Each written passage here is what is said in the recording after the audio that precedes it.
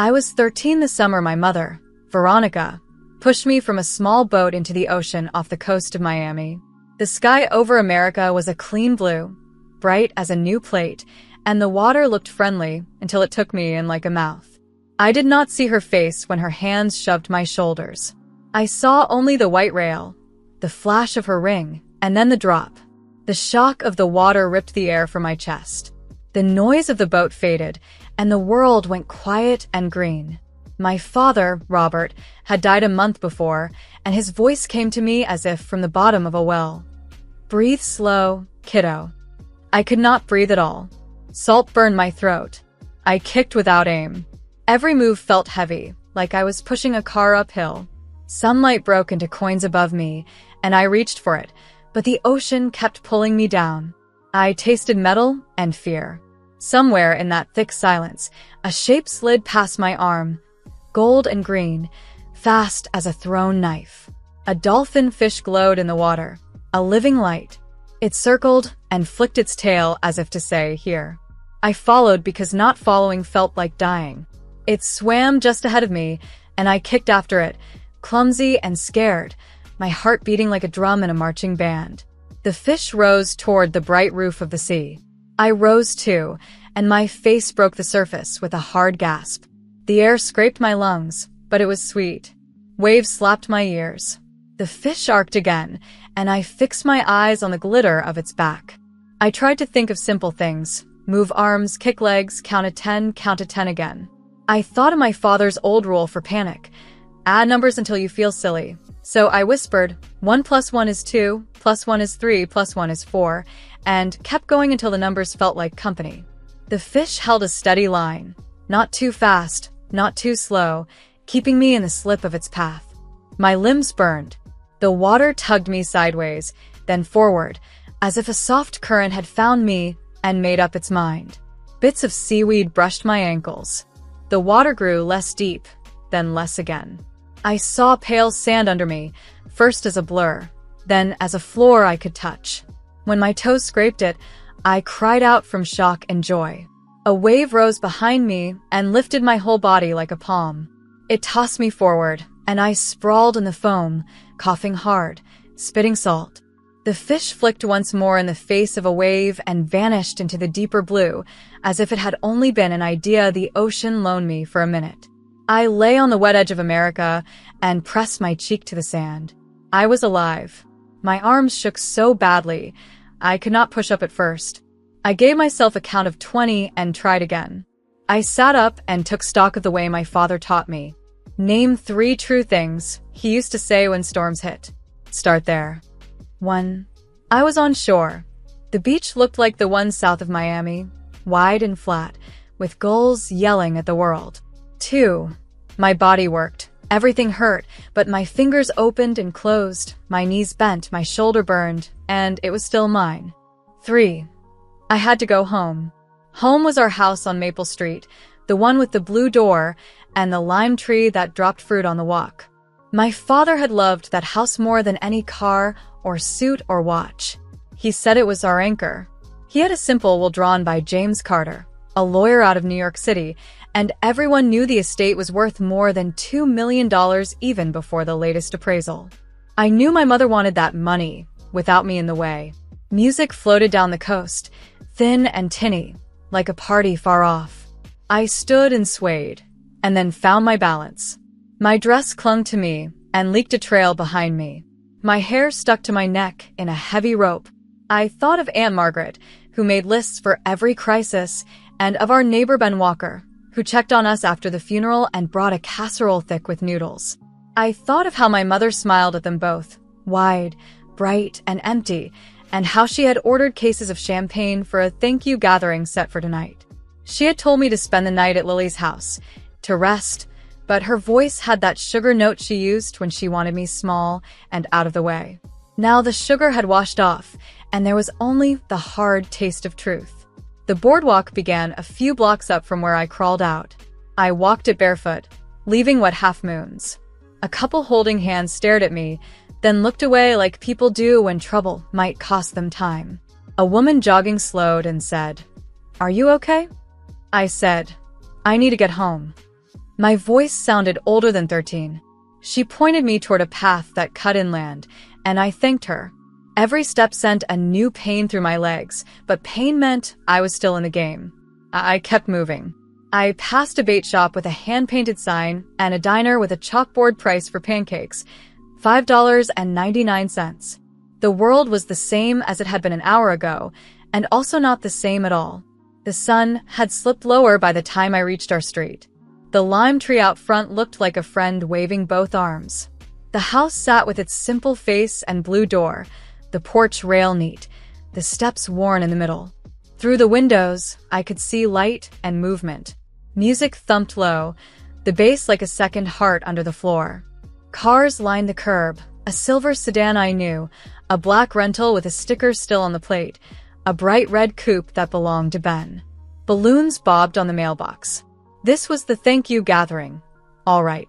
The banner across the living room would say something soft I knew, new beginnings, or a fresh start, the way new paint hides mold for a few weeks before the dark comes through. I paused at the foot of the steps and put my hand on the rail. My palm left a wet print. I looked down at myself. Sand smeared my knees. My dress was torn at the hem. I had no shoes, no phone, no plan but the plain one.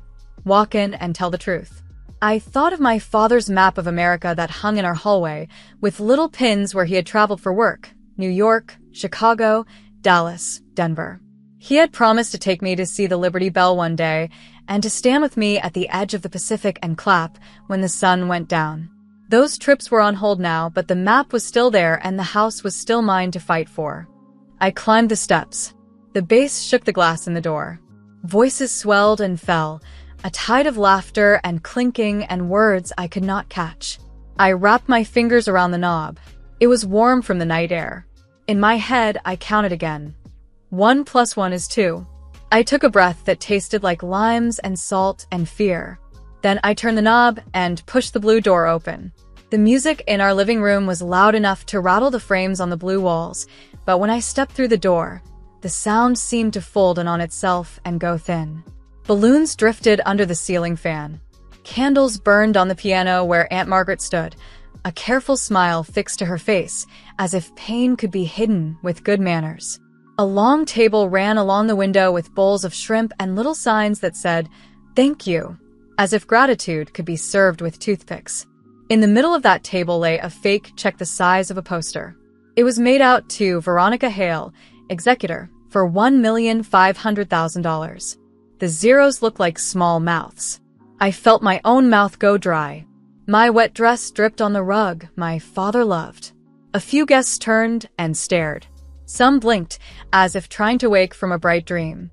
When my mother saw me, her face went pale, so pale I could see the blue lines at her temples. The glass in her hand shook once and stilled.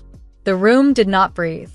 Only the bass from the kitchen spoke, a faint thud, like a distant heart. "Hi, Mom," I said, because anything more felt like a lie I did not want. My voice came out calm, not brave, just steady like a pencil line. Aunt Margaret's hand flew to her mouth, and then she said my name as if it had 40 letters. Someone else whispered, "She's alive," and the whisper ran around the room like a small wind. My mother tried to smile, but could not finish the shape of it. "Sweetheart," she said, but the word broke in the middle.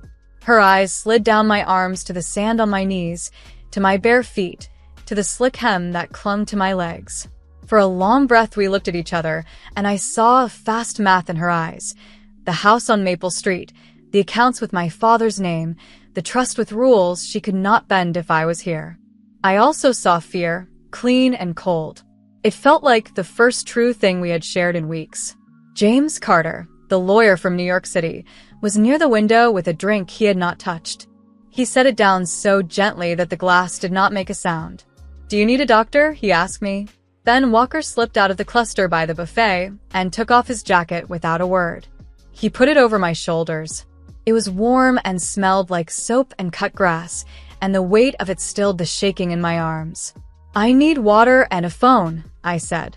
I took the glass Aunt Margaret held out. My hands were steady now. I drank and then dialed 911. It felt simple. When the operator said her name, I said mine and I said where I was, and I told her that my mother had pushed me off a boat near Miami.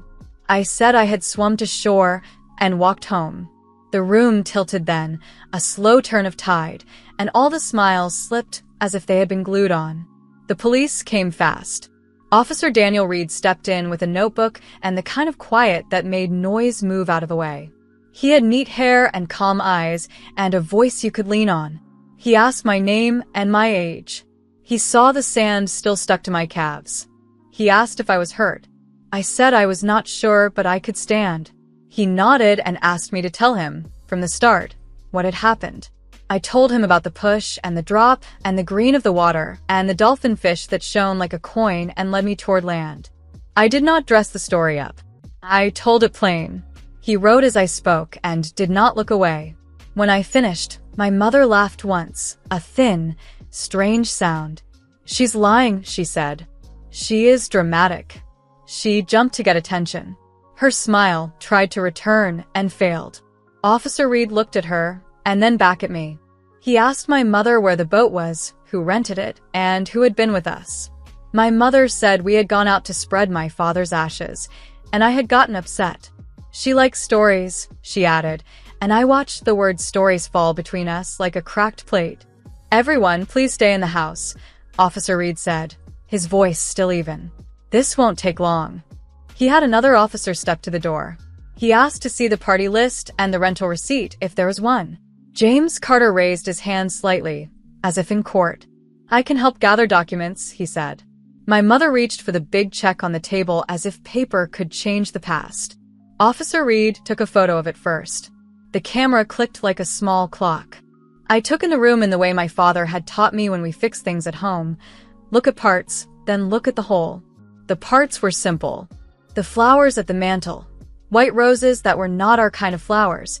We liked daisies and cheap sunflowers, things that laughed. The candles tall and stiff like rules. The food rich and cold. The banner, gold and smooth and wrong. New beginnings. The whole was a plan, and I was the crack in it. Aunt Margaret stood close enough to hold my hand and not make a show of it. I've got you, she said under her breath. Ben hovered like a guard, and I saw a look pass between him and Officer Reed, a small nod that said, "We are here." James Carter asked if I had a safe place to stay tonight. With me, Aunt Margaret said at once. James said he would want to see the will in the morning and the letters from the bank. He spoke like a person tying knots that would hold. He told me later that the first consultation was free, but even then, I knew I would pay him every dollar he earned.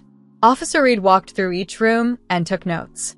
He saw the empty champagne bottle on the breakfast bar with a handwritten label, "To a New Life." He took a photo of the cork, too, which made me like him more. He asked a woman from the marina, Melissa, in a blue dress, how she knew my mother. "I work the desk," she said. I saw her sign for the keys. She looked down at her shoes after she spoke, like someone who had just tripped the alarm by accident. My mother tried a different smile. She told Officer Reed we should keep this in the family for my sake, that the press in America was cruel, that it would hurt my future. The word future made me think of the blue door and the lime tree and my father's map in the hall, the pin stuck in the States where he had done work. I thought of a time he took me to a shop that sold old coins and let me pick one with a ship on it that cost $7. I kept it in a jar on my shelf with a note that said, "For voyages." A voyage had just happened, but not the kind he meant. More neighbors came in from the yard as the officers spoke to guests one by one. The party smell, roses and shrimp and warm sugar, faded into the clean scent of paper and ink from the forms being filled. A woman I did not know tried to bring me a plate of cheese. I told her thank you and set it down. My stomach felt like a closed fist. I drank more water. I pulled Ben's jacket close. At some point, I looked at the window and saw my reflection. I looked small and salt-streaked. A girl pulled from the sea and dropped into a room of glass and gold. But I also saw something quiet in my face. The quiet said, "I am here." The house heard me, I think. It creaked the way it does when the night air shifts and the wood lets out a sigh. This house had been my father's anchor. Now it was mine. Officer Reed finished a round of questions and came back to me. "We're going to sort this," he said, not as a promise to please me, but as a line he meant to follow. He asked if I had any clothes here I could change into. Aunt Margaret nodded and started up the stairs with me. As we climbed, I could still see the big check on the table below, the numbers bold and fake. For years, my mother had told me money was a kind of weather you had to get used to. Tonight, I learned that truth is its own weather. You stand in it and it clears the air. At the top of the stairs, I paused and looked back down at the living room full of stopped smiles, patient officers, and floating balloons. I felt the old floor steady under my feet. I thought of how far I had walked already, from open water to this blue door. It was a short walk in miles, but long in everything that matters. I took a breath, opened the hall closet, and reached for a towel. The party was not over, but the shape of it had changed. The tide had turned, and it was carrying me home. The days after the party felt long and loud.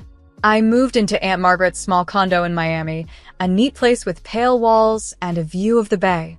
She made me toast and tea, and kept the kettle warm as if heat itself could keep me safe. I woke at night with salt in my throat and the sound of waves in my ears. In the morning, I wrote down what I remembered line by line, the way my father had taught me to fix a broken thing. Slow, careful, true. I missed our blue door and the lime tree. I missed my father's laugh in the hall. But I was breathing, and that was the first win. James Carter, the lawyer from New York City, sat with us at the small kitchen table and slid a folder toward me. He spoke in clear words. My father's will was simple: a trust for me until I turned 18, the house on Maple Street in my name, and a yearly allowance of $25,000 for my care. If anyone gets in the way, he said, we'll go to court. He did not charge us at first. He said we could talk about retainers later. He warned me the fight would be boring and hard. Stay steady, he said. Truth like steady. Officer Daniel Reed called each afternoon with news. He had the boat rental receipt, signed by my mother with a timestamp from that day. He had a statement from Luis at the marina, a quiet, tall man who said he watched us board and then watched my mother return alone. Melissa, who worked the desk, confirmed the rental. A neighbor at the pier, Carla, remembered my mother saying she wanted space when someone asked where I was. Officer Reed also pulled phone records and a bank notice that showed transfers beginning the morning of the party. $300,000 moved out of a family account. He did not tell me numbers to scare me. He told me so I would know the ground under my feet. We went to the first hearing in downtown Miami. The courthouse was wide and cold, with floors that echoed. The judge was a woman named Grace Turner. She listened more than she spoke. When I took the stand, I told my story the way I had written it down. The push, the drop, the green water, the dolphin fish like a lit coin, the walk home, the blue door. I did not add color. My mother said I had jumped to get attention, and her smile tried to be kind and failed. Judge Turner looked at the will, the bank letters, the rental slip, and the list of guests. She did not smile either. She asked my mother why the money had moved that morning. There was no good answer. Judge Turner placed the estate under court protection. She gave Aunt Margaret temporary care of me and ordered that the house remain in my name. She told the bank to freeze certain accounts and asked James Carter to file an inventory of assets. My mother's face did not change, but her hands did. She clasped them tight until the knuckles went white. When the hearing ended, the judge leaned forward and told me, "You did the hard part. Keep telling the truth." Outside, James Carter squeezed my hand once, firm and quick. "This is the right step," he said. "We keep going." Life became lists. A social worker named Elaine Brooks visited Aunt Margaret's condo and checked the window locks and the smoke alarm. She asked me about school and sleep and the ocean. I told her I was scared at night and fine in the day. She nodded and said fear was a sign my body still cared. Ben Walker came by on Saturdays with groceries and a smile that reached his eyes. He and Aunt Margaret drove by Maple Street and sent me a photo of the blue door to keep on my phone. At school, the counselor, Mr. Harris, let me sit in a quiet office for lunch until the noise felt normal again. I did my homework at the kitchen table and kept the kettle company. James hired a small firm to help, a forensic accountant named Peter Lowe, who wore brown shoes and saw stories and numbers. Peter traced the $300,000 transfer and found a new account open 2 days after my father's funeral. He said my mother had also tried to list one of my father's watches for sale. James moved fast and filed an order to stop any sales. He explained fees in simple lines. A retainer of $5,000 when we could manage it, then bills in blocks. I watched the totals and kept a notebook. I promised myself I would repay every dollar. Sometimes I wondered if I would ever feel light again. Then I would see the folder with my father's will, and the weight made sense. There were depositions next. My mother's lawyer, a sharp man named Victor Adams, tried to make me small with questions that doubled back on themselves. I stayed with the facts. When he asked the color of the boat rail, I said white. When he asked about the depth of the water, I said I did not know and would not guess. He asked about the dolphin fish and raised a brow. James put a hand on the table and said, "She will not be mocked for living." Victor looked down at his notes and moved on. Luis gave his statement. Melissa did too. The record grew, line by line, like a wall you could lean on. At a later hearing, Judge Turner set a date to review the trust and ordered my mother to surrender her passport. She also required weekly check-ins and said any attempt to sell property would be a direct violation of the court's order. The judge spoke evenly, the same way Officer Reed did. I liked that both of them left room in the air for facts to stand. My mother did not look at me when we passed in the hall. I looked at the floor and then at the map of America that hung near the clerk's office, with counties marked in small squares. I decided I would collect small squares of safety. This order, this rule, this witness, this day. Slowly, the noise around me turned into sense. I learned the routes to the courthouse, where the coffee was cheap, which elevator stuck, and which bench had a nick in the wood that felt like a notch you could press. I learned how to breathe before I spoke. I learned that truth is patient. It does not shout. It waits and holds. Each night, Aunt Margaret would say, "What did we win today?" And even if the answer was small, one page scanned, one form signed, we wrote it on a sticky note and stuck it to the fridge. By the end of the month, the door was a bright square of wins. One evening, after a long day with lawyers and forms, we stopped by Maple Street with Officer Reed's okay. The porch needed paint. The steps were still worn in the middle. I put my hand on the blue door and felt the coolness of it in my palm. "We're coming back," I told the house. It did not answer, but something in the frame seemed to stand a little straighter. I thought of my father's coin jar marked for voyages, and I knew this was a voyage too. Not across water, but through it. The fight was not loud. It was steady. And I was still here. I turned 18 in the same blue door house in Miami. We fixed the roof and sanded the floor. Aunt Margaret held the ladder while I painted my room a soft white. The air smelled like plaster and limes from the tree out front. I hung my father's map of America in the hall and pressed pins into New York, Chicago, Dallas, and Denver. Beside it, I nailed a small gold fish charm, my pledge to the dolphin fish that showed me the way. At night, I opened the windows and let the soft, slow sea wind move through the rooms. The court closed the case that spring. Judge Grace Turner read the order in a steady voice. My mother, Veronica, was found guilty of fraud and attempted to cause harm. She did not serve long, but she lost control of the estate. When she tried to run to Europe, the passport office flagged her. In the end, she rented a small apartment across town. I paid James Carter every cent, including the $8,000 invoice. I kept the trust simple: $50,000 for the porch and Aunt Margaret's bills, and $5,000 for a shelter for girls in Miami. I worked after school at a bookstore on Biscayne, saving $10 at a time and learning the calm of a clean ledger. Officer Daniel Reed stopped by once a year to ask about the lime tree. Ben waved from his yard and brought tools when the porch creaked. Lily brought coffee, and we sat on the steps at dusk, naming colors in the sky. Sometimes James called from New York City to check on the will and tell a joke I needed.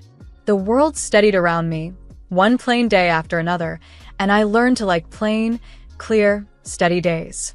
People ask how I lived. I tell them the truth in easy words. I fell into the ocean and did not give up. A dolphin fish lit my way. I walked back into a room of lies, and the lies fell away. Now the house is mine to keep in trust, my father's name beside mine on the deed. The numbers are honest and the door stays open. America is wide. When wind moves through the hall and shakes the map, I think of places I still hope to see, and of the girl on the shore who stood up and came home.